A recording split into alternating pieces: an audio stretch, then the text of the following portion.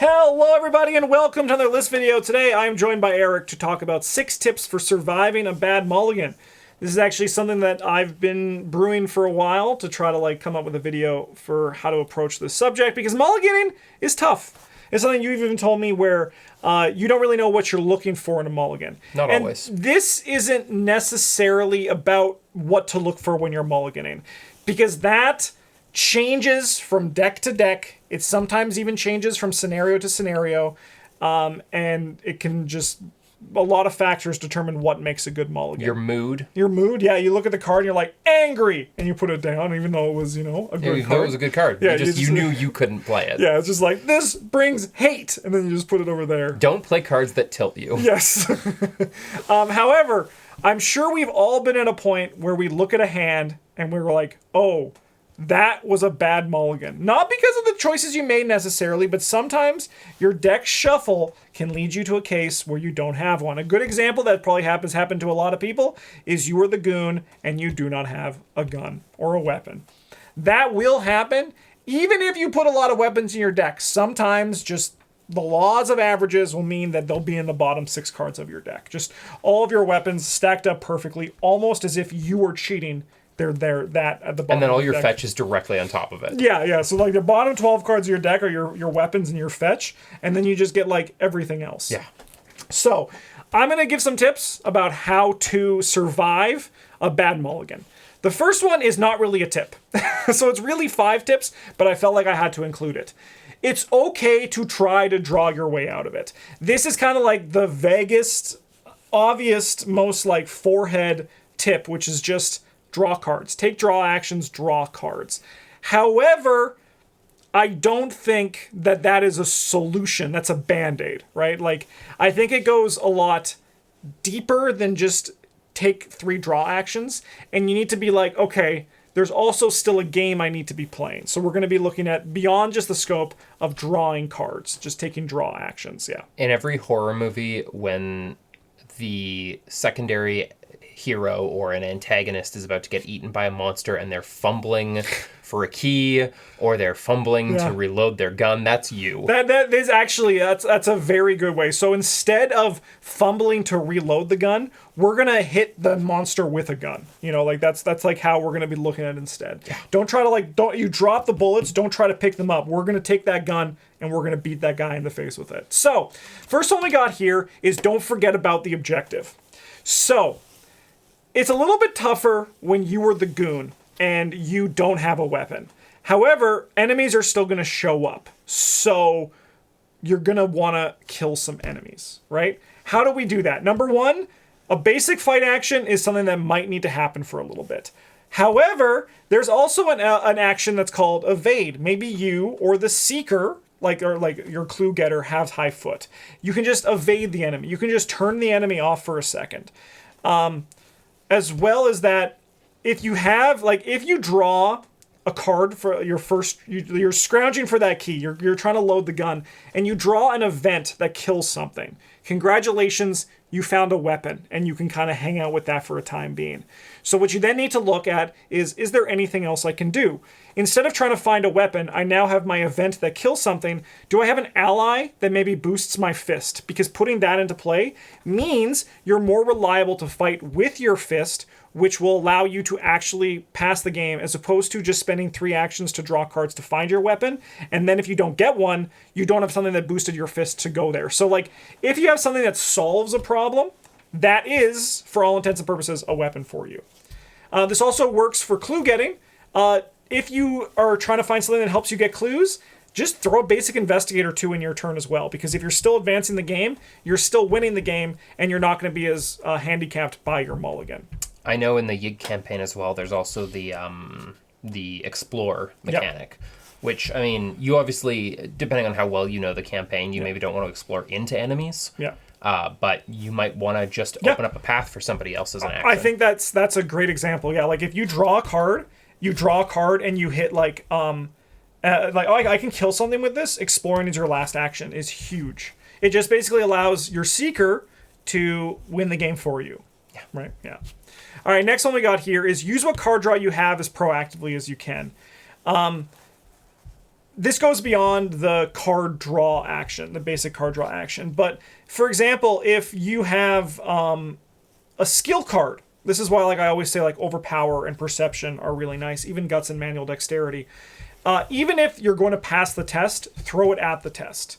Because you, like an example of this is like, say you are a seeker and you have 4 book and you're investigating a 2-shroud location, but you don't have anything that like increases your book, you don't have an ally, you just have all your cards that help you investigate like better by skills.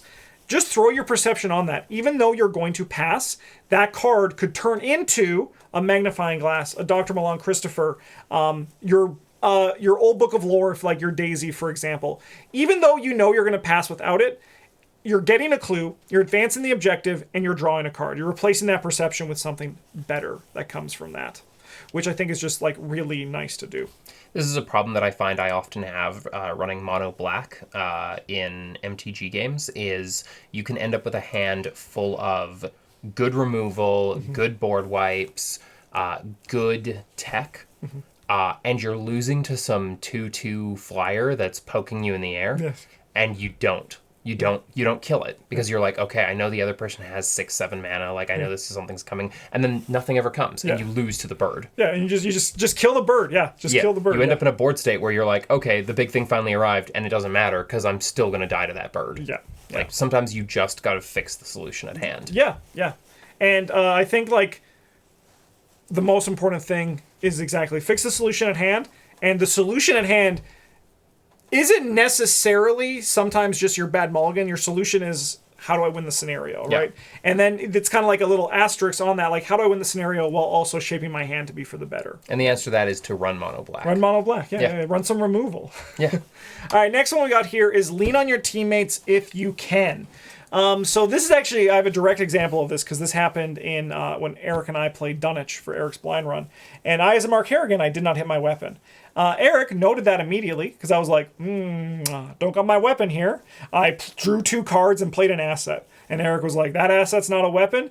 So Eric was like, next turn, investigate, and I can help you with some take cards, right? This is something that I think can be very good if your teammates support you with that. So like maybe be like, hey, I don't have my weapon, but you have some search effects. Can I use this? If you're a guardian and you notice your seeker is missing like the core item asset, get Tetsuo killed, take an attack of opportunity to use Tetsuo to help them find that asset potentially, right?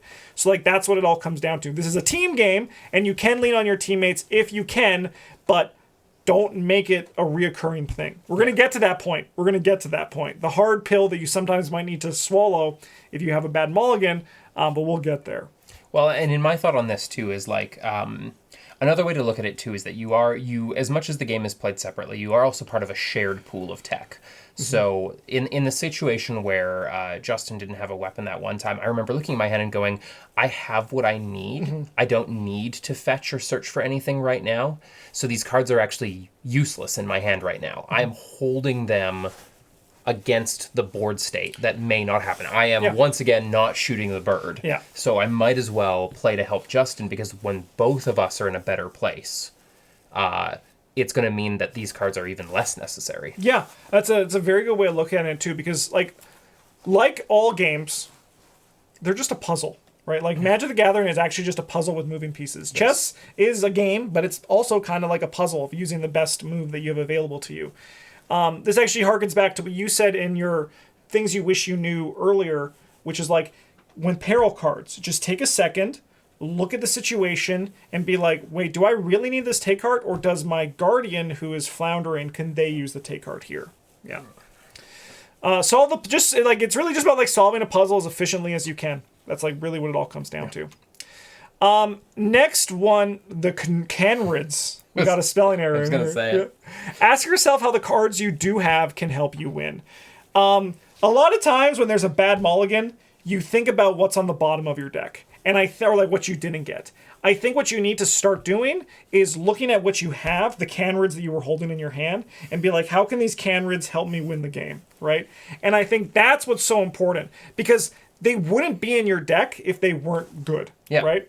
In theory. And honestly, if you're building a combo deck and there is the possibility of you drawing all the pieces to your combo without any of them being able to trigger off of each other. I do have some questions about you about how complicated you've made your deck. Yeah. Like, and I mean, like, this is all also like talking beyond the idea of combo decks, because combo decks, I honestly don't think, this is going to sound a little bit silly, but I don't think combo decks can have a good mulligan, because combo decks, you're kind of working from like turn one to the turn your combo goes off and you win the game, right? Yeah. It's kind of like, it's about assembling all the pieces that you have to make it go together.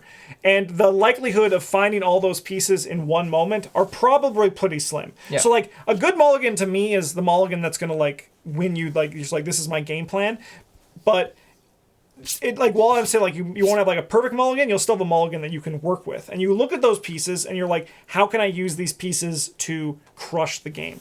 And like, exactly. Yeah. Yeah. If all of these cards are trash unless they're played in a combo, that seems really dangerous to me as a player. Like, if I can't take any individual piece out of my combo and have the combo still kind of function in a useful way because I needed to play that card a turn earlier. Yeah. Not what you're wanting from your combos. No.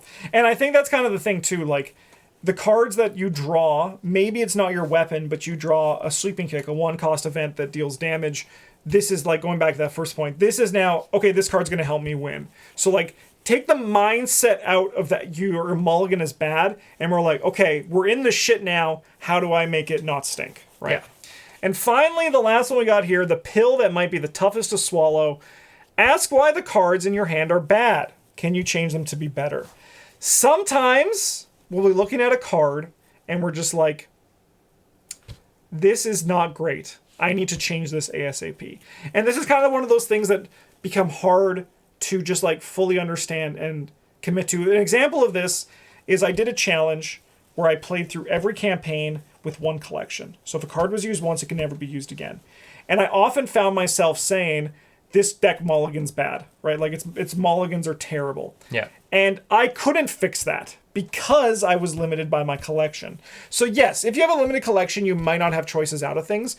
But if you're playing with everything and you keep seeing a card that if you get it in your opening hand, you're like, that hate reaction that I talked about earlier, that might be a time for you to ask, like, this goes beyond just the gameplay itself, and you need to look at your deck, its makeup, and how you can change that card during the next upgrade window to something that you actually would like to see in your opening mulligan. Yeah, like, what about that card is bad? Like, spoilers for Circle Undone, I've been having an incredible amount of fun with the baseball bat, except when I'm not. I'm very aware that the baseball bat is, in fact, bad tech for the way I'm running my deck. Yeah. I'm not going to change it. We're going to die on that. We're going to live and die on that baseball bat, at least until I can switch it to a chainsaw. Yeah. But, like, to me, this extends even beyond the mulligan. When you mulligan to that second hand, you're like, okay, this will do, and then you throw something into play, and it turns out to be bad, and you feel like you've gotten behind on the game. Maybe you built a bad deck. Maybe you tried something out and it didn't work. You know, it can happen, and you know what? Good, right? Like, that's what card games are about. Like, that's what games are about. Games are about winning and losing, and sometimes you got to lose to win. So just, if you have a bad mulligan and it's happening a lot, it might not be the mulligan. It might be just those cards you're putting in your deck. So it's a good place to look at that, because this is how you can make noted improvements and get better. Well, it might also, too, like, I will also throw this out there. It might also be your attitude towards the game. And by that, what I mean is, like, the reason why I try to run 2-card combos or 3-card at most combos in ARKHAM is because I am very aware of the fact that when I don't get to play both parts of the combo, it feels bad. Mm-hmm. So if I can have more small combos that are kind of interchangeable in their pieces together, I get to feel better about my deck, kind of no matter what I draw. Mm-hmm. I'm not... But I know that if I was to try and run, like, your complicated... Harvey Walters deck? Yeah, the Harvey Walters deck or the Double or Nothing deck that you play, I would have times where I would get legitimately frustrated at the deck because I would feel like it failed. I would feel like the game broke a part of this intricate mechanism that I'm building. And if you're that type of person, who you want to get like that 4-card combo, you want to reliably get that 4-card combo, maybe don't play those decks. Maybe try and find a different deck style you like that is simpler, that is more efficient, that is more effective, that's going to give you that dopamine when you get the smaller combos off more regularly. Yeah. Yeah, kind of like shrink the scope of your deck, right? Yeah. Like make it like, if you're a combo player, make it more bite-sized combo as opposed to a full meal. That could be a way to go. Oh, and also tip number 7, just play Studious. It's a secret card, 3 experience, it's permanent, increase your starting hand size by 1. Yeah. Buy 2 of them, have 7 cards, you'll never have a bad mulligan again. Yeah. That's tip 7. You got a bonus one for you. Run mono black. Run mono black. Thanks for watching, everybody. I hope you enjoyed this video, and hopefully maybe it helped you figure out, what you can do going forward. Trust me, bad mulligans will happen no matter what. But how you can change that bad mulligan into a win is, like, it's all up to you. You can do it, I believe. Thanks for watching, everybody. Have a good one. And as always, a GG's.